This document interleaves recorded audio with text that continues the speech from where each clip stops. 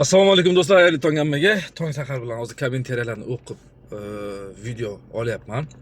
Juda ham ko'pchilik har xil fikrlar yozgan. Men o'sha kechagi chuqurgi videomda chastni yozib kiringlar, sertifikatlaringiz bo'lmasa, keyin sertifikat olasizlar, rabotaga o'zgartirasizlar dedim.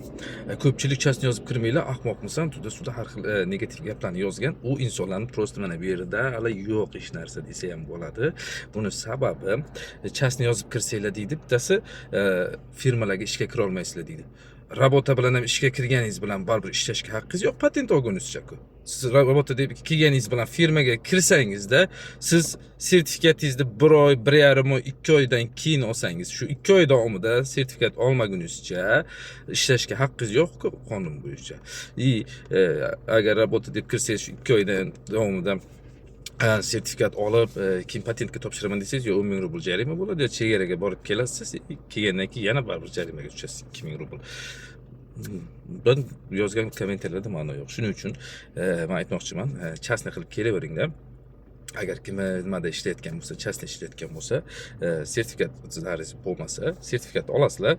Bu narsa uchun chegaraga chiqish ham shart emas. O'sha migratsiya bo'limiga pasport stol bo'ladi, mana o'zining rayonida shu yerga borib ariza bilan murojaat qilinadi. Men chastnini rabotaga o'zgartirmoqchiman deb, kerak bo'lsa kirdi chiqdi ham shart emas. Men sizlarga aytaman, to'g'risi.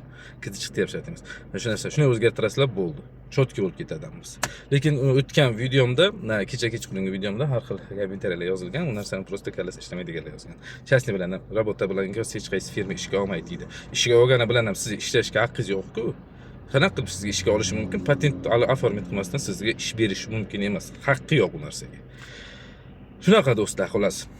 Kommentariyalarga javob bermoqchi bo'ldim-da, shu bilan detallardan ushbu videoni yozay dedim. Sog' bo'linglar, salomat bo'linglar.